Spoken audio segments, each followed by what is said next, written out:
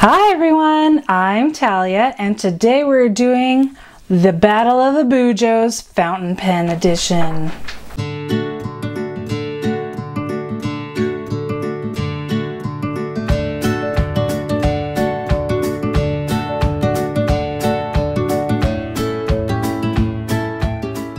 Okay, so a lot of times I get asked the question, what is the best bullet journal for fountain pens? Full disclosure, I am not a fountain pen user. I am not a fountain pen fan, but I do happen to have a Staedtler calligraphy set of fountain pens. So I thought, what better use than to do this video for you guys that are fountain pen fans, see how it goes, and put these bullet journals to the test, see who's the best.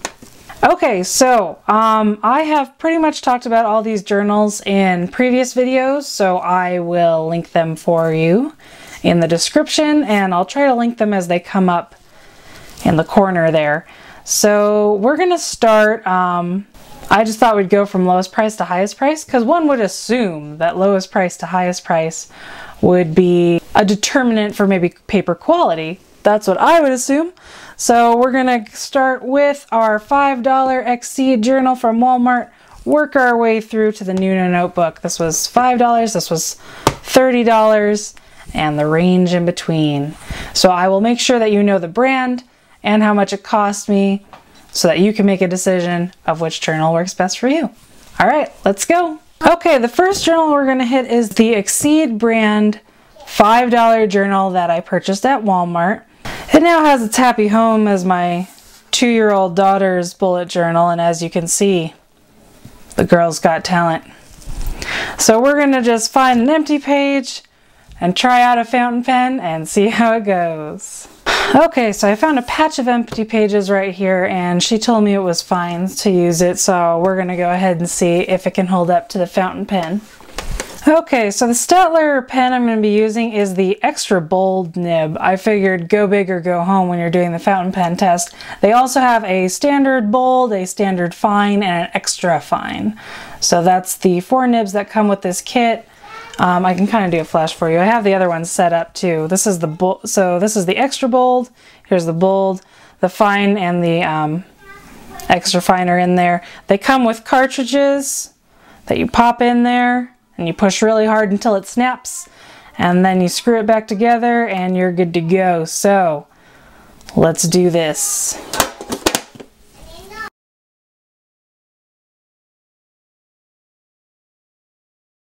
Okay, and we're gonna go ahead and put a little box and shade it in, and then I'm gonna do another little box with a double layer. So this is how I usually test my pens. I do 1 box of color and then a box of usually triple shade when I'm testing pens, but I'm just going to do 2 layers because I don't think you'd do more than that with a fountain pen. It puts out a lot of color right away, so I can't see you going over it multiple times and darkening it. I assume that you would only use a fountain pen for writing, not for coloring. There is bleed through all over the place, as expected. This one didn't hold up that well in the pen test. I have a pen test for it also. I always do a pen test in my videos, so I will link that. So we have bleed through on the writing, we have bleed through on the 1 box, and severe bleed through on the double layer. So you would never do that, and even if you did 1 layer, you're having spots come in at different points of the lettering.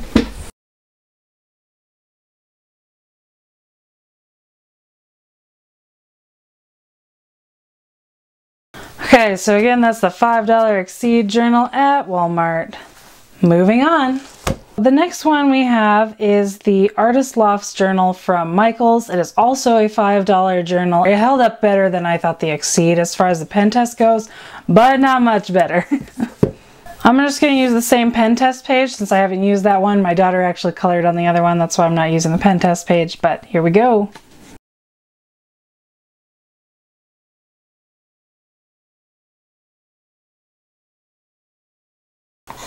And then I'm going to do my box.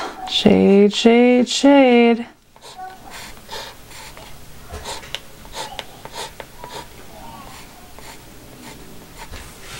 So that looks so wet on the page. It is kind of crazy. We're gonna have to wait to dry. Whoa, and over there it's just pooling water, and oh, the eye is, oh, that's so crazy.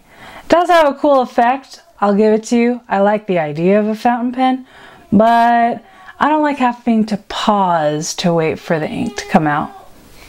What can I say? I live life in the fast lane. Okay, it's mostly dry now, so let's turn to the back and see how it did. Wow, that did really good. Look at that. Wow, I really wasn't expecting this one to do so well, but there's no bleed through on these markings, and there's 1, 2, 3, 4 tiny little spots on the first box, and 1, 2, 3, 4, 5 tiny little spots on the one I went over twice. So this one did really well. There's more bleed through from the highlighter than there is from this marking pen, and this is a Tombow right here, and it's bleeding through like crazy. I don't know. Maybe I don't push as hard with a fountain pen, but it looks pretty comparable. Okay, wow, so Artist Loft did really good. Pretty good for $5 journal if you ask me. On to the next one. So next up we have my Rhodia dot pad. I do not have a Rhodia brand notebook, but I would like to assume that it's the same brand, so it should be of similar quality. So I wanted to give you just kind of that test so that you could keep that one in the running, because I'm kind of eyeing some Rhodias lately. I'd really like to get one. I just have a problem with dark paper. I really like it when it's whiter. So the dot pads are very bright white, but the notebooks don't seem like they are. So if any of you can recommend to me a good Rhodia notebook, I'd love to try one. So we're gonna try out the Rhodia dot pad and see how it goes.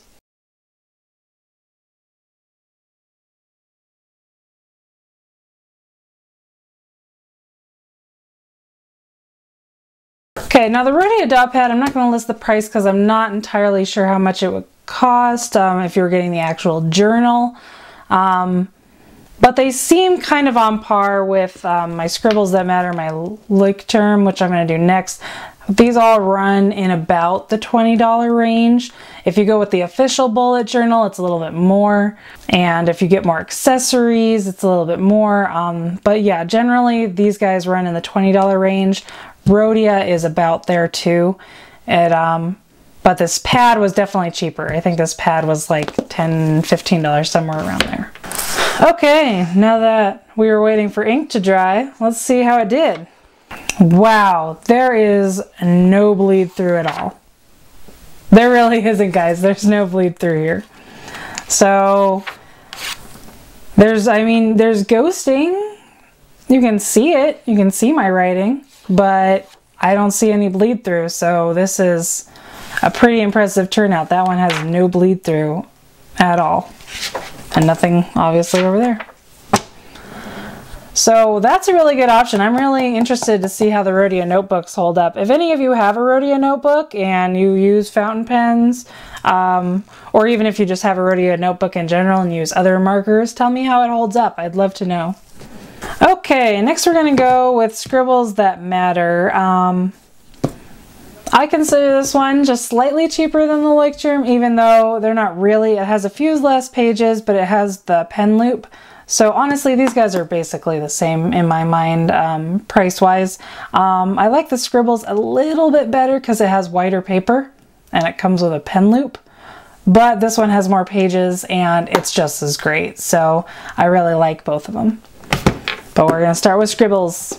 I have very few pages left in my Scribbles, so we'll go ahead and do some pen testing right now.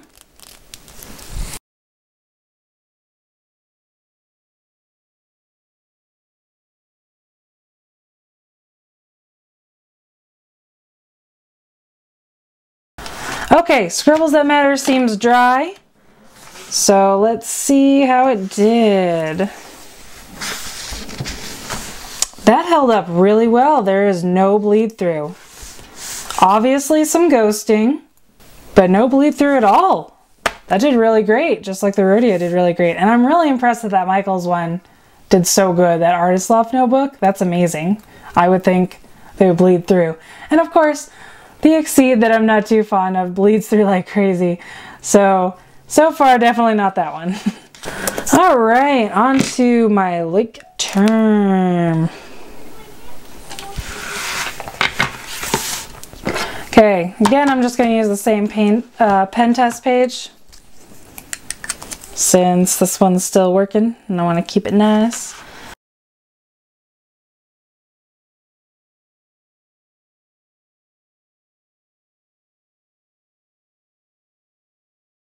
So the reason I don't like fountain pens is because you always have to get them going when you start again. So I'm editing that out for you guys, but I'm literally like this. I'm like tapping over on my tester sheet and getting it to start, the ink to start flowing again. And something about that just drives me nuts. It interrupts my train of thought, and I don't know, just not a fan. It is beautiful. I can definitely see the draw with the, just like the pressure. You can see, I don't know if you guys can see because it's kind of lit really well, but there's just the subtlest change of color based on the pressure. So I can tell I was lighter here and then more ink came out so it's darker. So I gotta admit that looks really beautiful, but not for me. Sorry. All right, so goodness, it did really well. I pressed really hard and it looks like maybe it came through. Not really. I would still say it didn't bleed through at all. Yeah, that's not bleed through. It looks the same as the Tombow dual brush pens. There's ghosting, but there's ghosting all the way through on a lake term. So any pen you use is going to ghost. And it doesn't bleed through at all. So these are really good. Can't go wrong with that one either. Okay, the next one we're going to use is my Nuuna Notebook. I used this for National Novel Writing Month. This is the most expensive of the journals I've bought. Could just be shipping. It didn't have this particular one on Amazon, or it was cheaper on eBay, something like that. So I did get it on eBay, and I'll have the review linked for that one if you want to check it out. The big thing I didn't like about this one was the dots. I am told though that they have 5mm in the larger size, but obviously I want to go with the smaller size because it has to fit in the purse. One of the rules here, I brightly imagined, the journal must fit in the purse.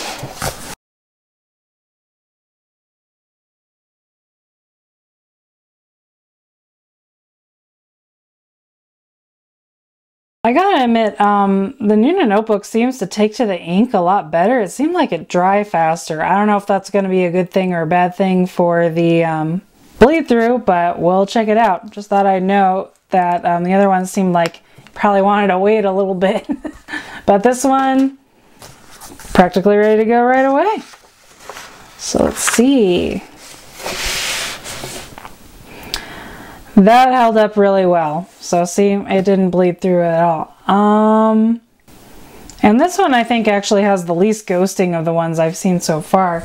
I'll bring up our other two journals, and I'm including the Rhodia in this because the Rhodia had very little bleed through or ghosting. Yeah, you can see a lot more ghosting in a Loik term. The ghosting is much more prominent there than it is here.